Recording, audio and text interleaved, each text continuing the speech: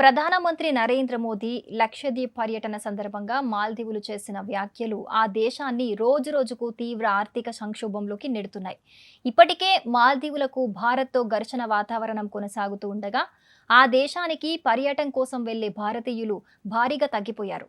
భారత్ మాల్దీవుల మధ్య ఏర్పడిన ఘర్షణల కారణంగా మన దేశంలోని చాలా మంది హాలిడే ట్రిప్ కోసం మాల్దీవుల టూర్ను రద్దు చేసుకున్నారు. దీంతో మాల్దీవుల పర్యాటకం అమాంతం పడిపోయింది.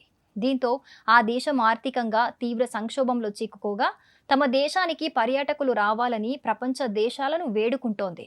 ఈ క్రమంలోనే తాజాగా ఇజ్రాయెల్ కూడా తమ పౌరులను మాల్దీవులకు కాకుండా లక్షద్వీప్ వెళ్లాలని సూచించింది.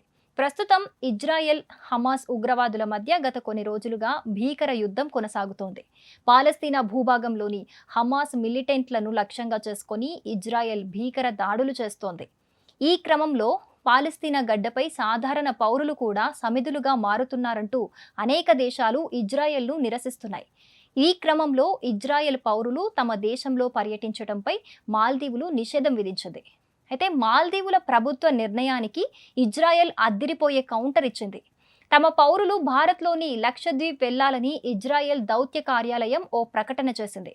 ఇంతకీ ఆ ప్రకటనలో ఏముందంటే, ఇకపై ఇజ్రాయెల్ దేశస్థులను అనుమతించబోమని మాల్దీవులు ప్రకటించింది. అందుకే మీకోసం భారతదేశంలోని కొన్ని సుందరమైన బీచ్ల వివరాలను అందిస్తున్నాం.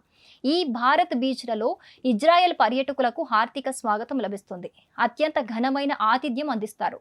ఇప్పటి వరకు మన దౌత్యవేత్తలు పర్యటించిన ప్రాంతాల ఆధారంగా ఈ బీచ్లను సిఫార్సు చేస్తున్నామంటూ భారత్లోని ఇజ్రాయెల్ దౌత్య కార్యాలయం ట్వీట్ చేసింది. అంతేకాదు లక్షద్వీప్, గోవా, అండమాన్ అండ్ నికోబార్ ఐలాండ్స్, కేరళ బీచ్లను కూడా ఈ ఫోటోలను కూడా షేర్ చేసింది. For more interesting videos stay tune to news chips.